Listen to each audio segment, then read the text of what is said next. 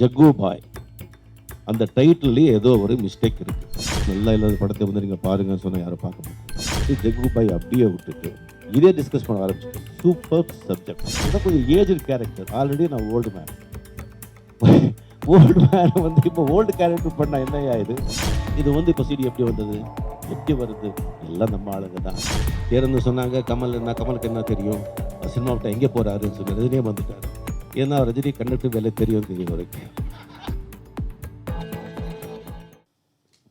நேற்று சரத்குமார் சொன்னாங்க இது மாதிரி நாளைக்கு மீட் பண்ண போகிறோம், ப்ளஸ் நீங்கள் வரணும் அப்படின்னு சொல்லிட்டு. நான் சொன்னேன் நான் வரேன்னு சொல்லிட்டேன். ராதிகா கிட்டே பேசும்போது ராதிகா வந்து அந்த மாதிரி வாய்ஸ் இப்போ ஆல்ரெடி எல்லாரும் சொன்னாங்க. டெஃபினட்டாக நான் வரேம்மா அப்படின்னு சொன்னேன்.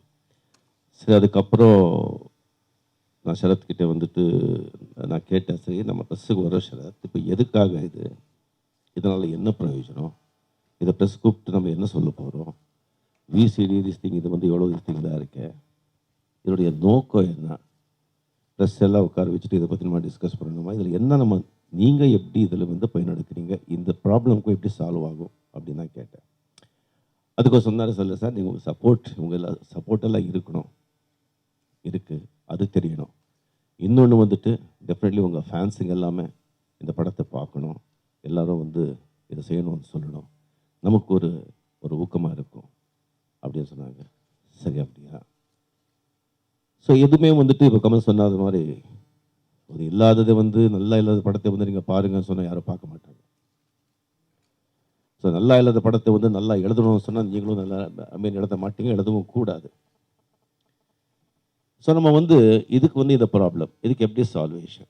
ஸோ அதுக்காக ஒரு ஜஸ்ட் ஒவ்வொரு கான்ஃபிடென்ஸாக ஃபால்ஸாக நாம் வந்து பாசிட்டிவாக இல்லைன்னா கூட நெகட்டிவாக திங்க் பண்ணிக்கிட்டு இல்லாதது இருக்குன்னு நினச்சிக்கிட்டு அதெல்லாம் வந்து சொல்கிறது அது வந்து கரெக்ட் கிடையாது. ஸோ டெஃபினட்டாக சொல்கிறேன், பிகாஸ் இந்த படத்தை பற்றி எனக்கு தெரியும். ஜக்கு பாய் அந்த டைட்டில்லே ஏதோ ஒரு மிஸ்டேக் இருக்குது. அந்த டைட்டில் வச்சுட்டு சரியாக 3 மாதம் நானும் ரவிக்குமார் வந்துட்டு டிஸ்கஸ் பண்ணி பண்ணி பண்ணி பண்ணி மூவே ஆக மாட்டேங்குது. எனக்கு எப்போவுமே அப்படி ஆனதே கிடையாது. அப்போ நான் நினச்சி இதில் ஏதோ இருக்குது, வேண்டாம் சார் இதை விட்டுடுங்க அப்படின்னு சொல்லி அதை அப்படியே நான் ஸ்டாப் பண்ணிட்டேன். அதுக்கப்புறம் அது எப்படி அதை வந்து ரவிக்குமார் கேட்டார், சார் இந்த மாதிரி சரத்குமார் பிக்சருக்கு வந்து இது ஜகுபாய் வைக்க போகிறோம் அப்படின்னு. நான் ஒரு சரி அது ஜகுபாய் எனக்கு வந்து சிக்மா இருந்தது, அது வந்து சரத்துக்கும் அப்படி ஆகணுங்கிற அவசியம் இல்லை. அட் த சேம் டைம் அந்த சப்ஜெக்ட் எனக்கு தெரியும். ஸோ அதனால நான் வந்து சொன்னேன், சரி நல்லா இருக்கும், அது எப்படி எதுக்கு நீங்கள் இந்த டைட்டில் வேணும் உங்களுக்கு, ஏன் இந்த டைட்டில் வைக்கிறீங்கன்னு கேட்டேன். சார் இது வந்து ஜகுபாய்னு சொல்லிட்டு ஆல்ரெடி ரொம்ப வந்து ஃபெமிலியராக இருக்குது, எல்லாருக்கும் தெரியும், நீங்கள் அனௌன்ஸும் பண்ணீங்க, நம்ம அனௌன்ஸ் பண்ணோம், அது நல்லா ஃபெமிலியராக இருக்குது, இதை செய்யும்போது டெஃபினட்டாக நமக்கு வந்து ஒரு அட்வான்டேஜாக இருக்கும் அப்படின்னு சொன்னாங்க. சரி சார் நீங்கள் வந்து அது இது பண்ணிக்கங்க அப்படின்னு சொன்னேன். ஆக்சுவலி நாம் வந்துட்டு வேறு சப்ஜெக்ட் டிஸ்கஸ் பண்ணிட்டு இருக்கும்போது ஒரு வந்து வசாபின்னு சொல்லிட்டு ஒரு படம், அந்த படத்தில் ஒரு சீக்வன்ஸ் இருந்தது, அதை வந்து ஒரு அடாப்ட் பண்ணிக்கிறது ஒரு இன்ஸ்பிரேஷன், அதுக்காக வந்து நீங்கள் பாருங்கன்னு சொல்லிட்டு ரவிக்குமார் வந்து அந்த சிடி எனக்கு கொடுத்தாங்க. அந்த சிடி பார்க்கும்போது நம்ம ஒரிஜினல் ஸ்டோரியை மறந்துட்டேன், நான் அவரும் மறந்துட்டார். நம்ம இதையே வந்து நம்ம இண்டியனைஸ் பண்ணி நாட் தட் அப்படியே எடுக்கணுங்கிற அவசியம் இல்லை, அப்படியே எடுக்கணும்னு சொன்னால் கூட ரைட்ஸ் வாங்கி இல்லை எடுத்து இல்லைன்னு சொன்னால் பியூட்டிஃபுல் நாட் இது, இதே நம்ம ஏன் பண்ணக்கூடாது அப்படின்னு சொல்லிட்டு ஜகுபாய் அப்படியே விட்டுட்டு இதே டிஸ்கஸ் பண்ண ஆரம்பிச்சிட்டோம். Super subject. அது எப்படின்னு சொன்னால் ஆக்சுவலி ஒரு அலெக்ஸ் பாண்டியன், ஒரு 10 அலெக்ஸ் பாண்டியன் மாதிரி ஒரு ஒரு இன்ஸ்பெக்டர் வயசாகி திஸ்திங் வந்துட்டு ஃபுல்லாக வயசாகி ரிட்டையர்ட் ஆன பிறகு வெரி டைனமிக் கேரக்டர், வெரி இதான பிறகு ஜஸ்ட் எனக்கு ஒன்றுமே வேண்டாம் அப்படின்னு சொல்லி இதாகும் போது அவனுக்கே திடீர்னு திஸ்திங் பார்த்து உங்கள் டாட்டர் இருக்காங்க அப்படின்னு சொல்லி, எங்கே இருக்காங்கன்னா ஃபாரினில் இருக்காங்க. அவனுக்கு ஆச்சரியம், யாரோட திஸ்திங்னா ஒரு அஃபேலாக இருக்குது, அந்த டாட்டரை பார்க்கணும்னு சொல்லிட்டு அவன் வந்து அந்த ஃபாரின் போகிறான். Beautiful daughter, excellent girl. அவளை வந்து அவள் திஸ்திங் இப்போ ஒரு லைஃப்பில் வந்து ஒரு மோட்டோ கிடையாது, மண்ணாங்கட்டி ஒன்றுமே கிடையாது. இந்த மாதிரி கிடைக்க சொல்லும்போது அந்த டாக்டர் வந்துட்டு சாவடிக்கிறதுக்கு பெரிய கும்பலே இருக்குது. ஏன் சொன்னால் அவ்வளோ பில்லியன் ருபீஸ் டாலர்ஸ் வந்து பொண்ணு கையில் இருக்குது. இப்போ அவங்களெல்லாம் அடித்து இது பண்ணி அந்த டாக்டரை வந்து எப்படி கொண்டு வருவாங்க. Super subject. நான் அது பண்ணணும் சொல்லிட்டு போது என்ன ஆச்சு சொன்னால், கொஞ்சம் ஏஜ் கேரக்டர், ஆல்ரெடி நான் ஓல்டு மேன். ஓல்டு மேன் வந்து இப்போ ஓல்டு கேரக்டர் பண்ணால் என்னையா இது, இந்த ஒரு 2-3 இயர்ஸ் ஆகுது கொஞ்சம் எங்கே பண்ணிவிட்டு அதுக்கப்புறம் நம்ம பண்ணிக்கலாம் இது இல்லை, இப்போ அது வேண்டாம் அப்படின்னு சொல்லிட்டு நான் விட்டேன் அதை.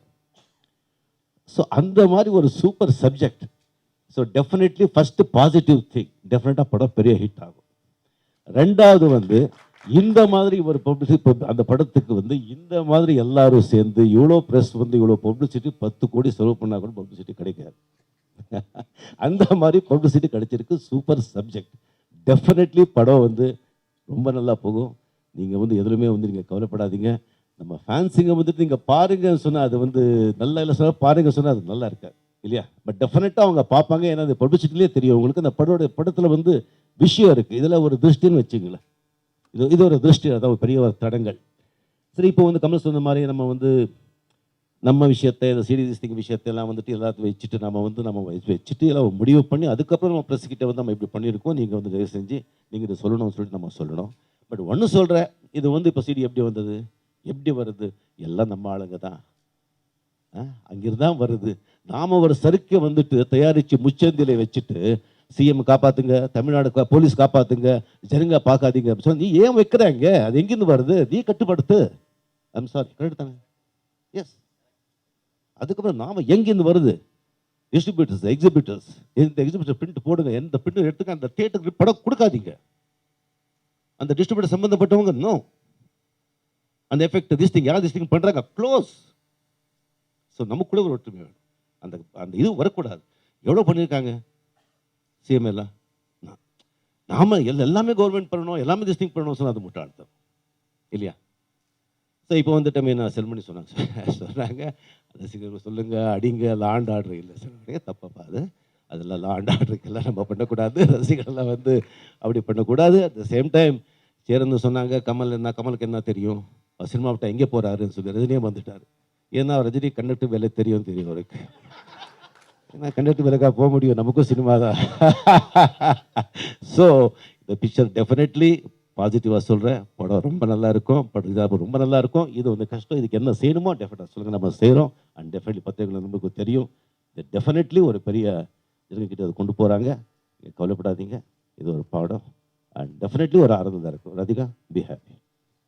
Okay, thank you. அனைவருக்கும் நன்றி. பத்திரிகை சகோதரர்களுக்கும் இங்கே வந்து எங்களுக்கு ஆதரவு அளித்த அனைத்து கலை குடும்பத்தை சார்ந்த அனைவரு தரப்பை சார்ந்தவர்களுக்கும் நன்றி. இந்த அன்பும் ஆதரவும் இருக்கும்போது இந்த கலை குடும்பத்தை யாரும் அளிக்க முடியாது. நாங்கள் வந்து சொல்லி ஒரு அரை மணி நேரத்தில் வந்தவங்களும் இருக்காங்க, நேற்று சொன்னவங்களும் வந்திருக்காங்க, இரவு சொன்னவங்க வந்திருக்காங்க. அனைவருக்கும், கலை குடும்பத்திற்கும், பத்திரிகை சகோதரர்களுக்கும், தொலைக்காட்சி நண்பர்களுக்கும், அனைத்து ஊடகங்களுக்கும், புகைப்பட நிபுணர்களுக்கும் நன்றியை தெரிவித்து விடைபெறுகின்றோம். நன்றி, வணக்கம்.